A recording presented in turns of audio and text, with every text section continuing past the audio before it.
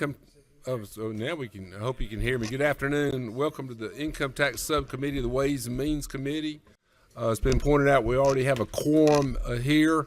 I'd like to welcome Lita Efstration to the first Income Tax Subcommittee meeting. I'll let the chairman welcome them to the big committee, but great to have you, Lita Efstration. First bill we're going to hear today is from Representative Governor's Floor Leader Sue Hong, House Bill 111.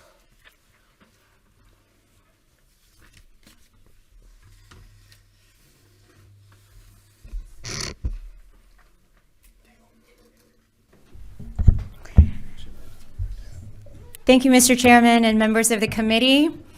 I bring you before you House Bill 111, and I'm working on the LC 590028-EC version. And members, that is on your tablet. Let us know. Let David know if you've got any problems accessing the bill. Thank you. I bring you HB 111 on behalf of Governor Kemp to accelerate the tax cut for Georgia's individual income tax.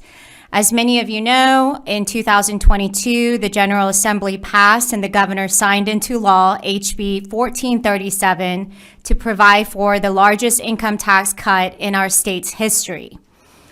Due to our conservative budgeting and your support, last year we accelerated the rate from 5.49% to 5.39% for tax year 2024.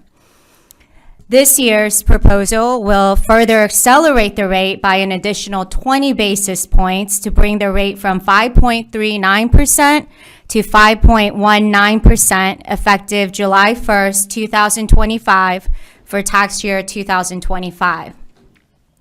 So essentially, we started at 5.75% back in 2022, and now we are looking to get down to 5.19% in just a 3-year time frame. This acceleration in the reduction will save the taxpayers approximately $880 million. So while other states are raising taxes on their citizens, and at the time when they're facing sky-high prices and can least afford it, we are doing the opposite here in Georgia, and we are putting money back in the hands of Georgians, which this bill, HB 111, does. I ask for your favorable support, and I'll be open to any questions. I want to remind everyone that this is a hearing only today. This is policy of the Ways and Means Committee, where at all practical is be able to hear the bill twice to make sure it's given full consideration before it moves on to full committee. Yes, sir. And the chairman points out we do have a fiscal note ordered on it as well. That's correct. Do we have any questions from the members of the committee? I just wondered about the fiscal note. Okay. So it's coming. Any questions from members of the committee?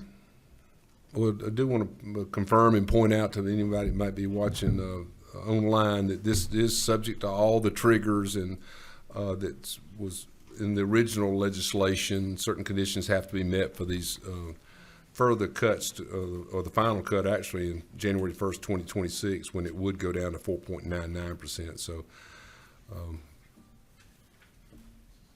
any questions?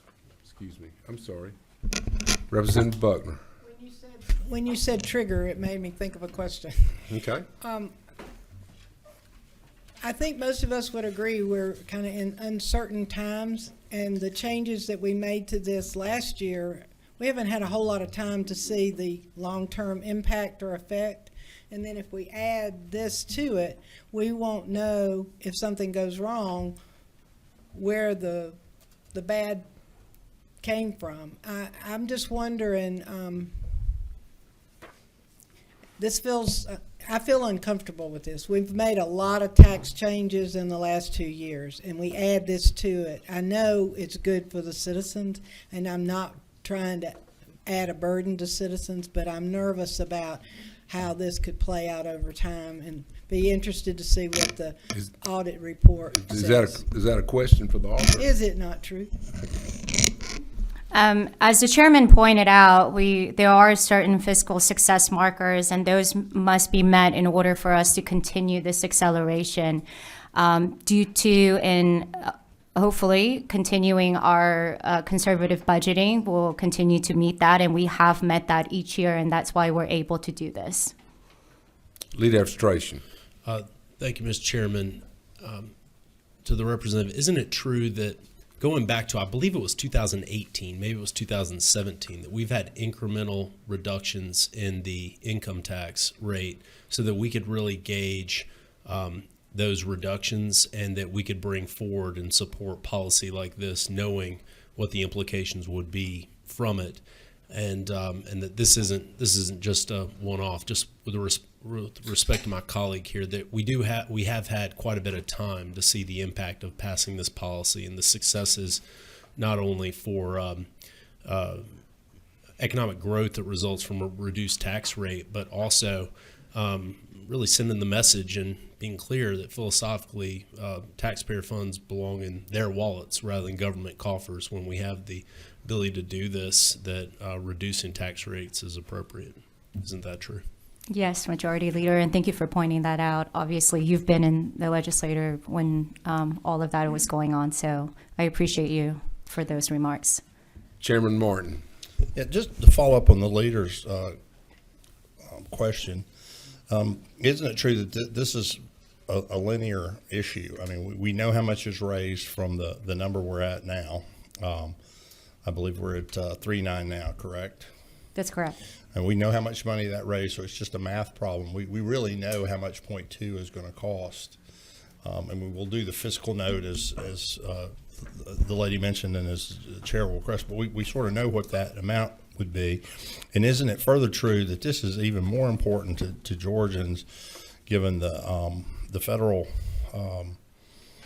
cap on state and local taxes that can be deducted, because in many cases this tax money is paid for with after-tax federal dollars, so it actually costs more, and lowering this tax rate is maybe worth 120% or 122%, 24%, and up to our students, tell them from higher ed, our citizens, that this is even more valuable now.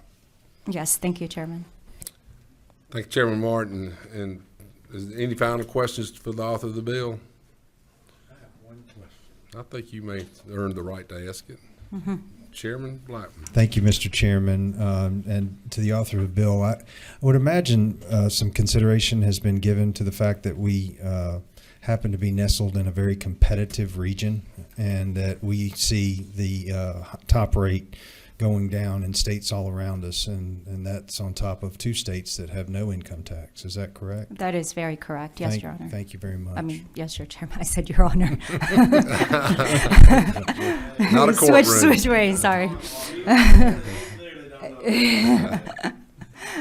All right. Well, thank you, Representative, for floor leader, for a great, thorough presentation of the measure, and we look forward to having you back for the second discussion of the bill. So Thank you, Chairman. Thank you, members of the committee. And we have floor leader McDonald. Please come present your measure.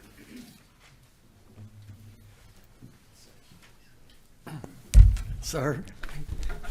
Thank you, Mr. Chairman, members of the committee. Today, I bring you House Bill 112 LC 590029-EC. Just like the previous bill that was presented, this is another of the governor's priority pieces of legislation that we're carrying on the House floor, starting here. And fortunately, I've been a part of the previous bill, carrying on the legacy of Chairman Blackman when you did the first reduction. We did the 10 extra base for it, and this is the first time we're doing both together. We've gone from 1 year, we've done the tax reduction, and this is the giving back to the citizens of Georgia on their income taxes. This bill is a repeat bill from 2 pieces of legislation that we had approved in the past, HB 1302 from 2022 legislative session and HB 162 in 2023. The only change here is being made in the legislation is this is to account for the tax years of 2023 and 2024. The value of this tax refund is $1 billion, and these funds will be included in the amended budget. And again, it will benefit $250 for individual filers, $375 for heads of household, and $500 for those married or jointly filing. This is just, again, another measure of how Governor's office is supporting Georgians facing the consequences of inflation and poor economic policies from Washington, D.C. over the last 4 years. To receive this respective refund, taxpayers will simply need to file their tax returns for the 2023 and 2024 in order to receive the credit on the 2024 tax returns next year. I'll stand for any questions, Mr. Chairman. Yes. Chairman Blackman can answer that question. They have a predetermined amount that this will, so, you know, if the fiscal note is in fact already available to us, and I believe you already stated what the amount was, did Yes. you not? Thank you. Any follow-up questions? Representative, can you remind us if this were to become law signed by the governor, this additional $1 billion, can you remind us how much cumulative returns to the taxpayers would have been paid out under Governor Kemp's leadership with measures that are passed through the General Assembly, what the aggregate amount would be? Well, this would be the third time we've done this, so you're looking at, you know, a total of $3 billion that have been given back to the citizens of Georgia. I think it's closer to $6.5 billion cumulatively, 6.5 or 7. With everything, with the the other. income Okay, tax yes. cuts, Okay, I'm correct. talking about With the the specific. overarching, Yes. Correct. keeping money in taxpayers' pockets, both directly and indirectly. So, any further questions for the floor leader? I'm sorry, Chairman Carpenter. Thank you, Chairman. Floor leader, quick question. Is this going to hit, just so we can explain it to our constituents? A lot of times there's confusion. The paper's going to put out that we're giving $1 billion tax credit. Everybody's getting $500. This will hit probably in the June or July. Is that typically? I feel like that's what happened last time. But That is correct, and it'll come, you know, if they've paid their taxes at the year 23 and 24, it will be returned to them in a paper check.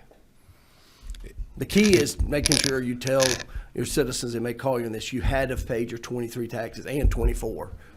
And you had to have paid taxes. Some people, because of our generous senior exemptions, Correct. in fact, do not pay income tax. So this is only, you receive a return if you have paid at least that much in. And I want to remind And that was a confusion too, Mr. everyone, it's not a flat $500. If that is, if you're married, filing jointly, it's $500. If you're single head of household, it's $375. And if you're just a single taxpayer or married taxpayer filing a separate return, it's limited to $250. That is But correct. in the aggregate, it'll be $1 billion returned to the taxpayers of the state of Georgia. All right.